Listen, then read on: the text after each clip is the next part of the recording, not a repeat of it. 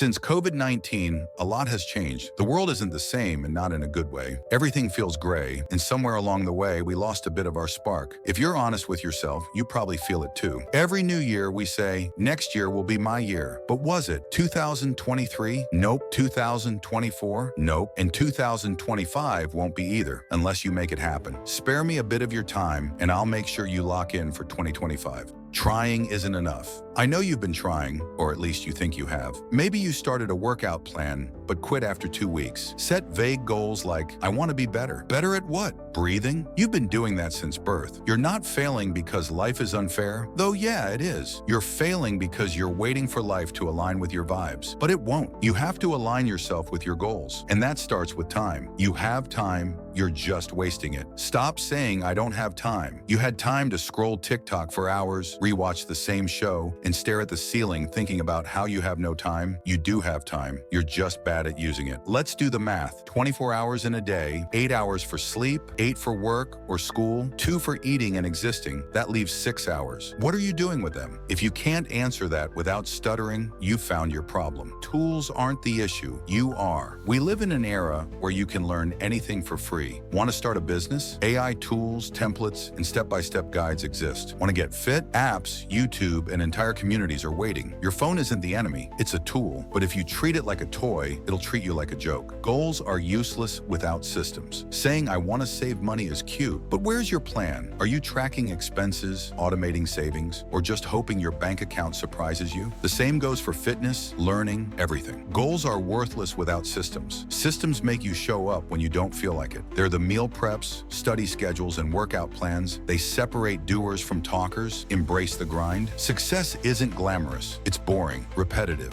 Waking up early to work out when you'd rather sleep. Saying no to plans so you can study. Putting in effort when no one's clapping for you. Stop expecting every step to feel fun. The grind isn't meant to be exciting. It's meant to be necessary. Opportunities are everywhere. You're just ignoring them. We're in the most resource-rich era in history. You want to make money? There are 1,000 ways to do it. Learn a skill. Free tutorials exist for everything. You're not struggling because there's a lack of opportunities. You're struggling because you're not grabbing them. And no, watching success content isn't the same as taking action. Stop consuming. Start doing. Balance is overrated. You've been sold this idea that you can balance everything: work, life, growth, rest. But if you want something bad enough, other things will have to slide. That doesn't mean burnout, but it does mean priorities. You don't achieve goals by squeezing them into the cracks of your schedule. They need to be front and center. Are you really trying? Be honest. Are you actually putting in effort or just dabbling? There's a difference between effort and consistent effort. One gets you short-term results, maybe. The other transforms your life. If you're not where you want to be, ask yourself, is it because life is against you or because you haven't truly locked in? I'm not saying this as someone perfect. I'm just someone who stopped waiting for life to hand me success and started forcing it. If I could do that, what's stopping you? I'm not going to end this with some cheesy, you got this. You might not. That's on you. But if you really lock in, 2025 can be the year you stop saying, next year will be my year, and start saying, this year is mine. The world won't fix itself, but you can fix yourself. And maybe, just maybe, that'll bring some color back into everything else. So are you in, or are we having this same conversation next year?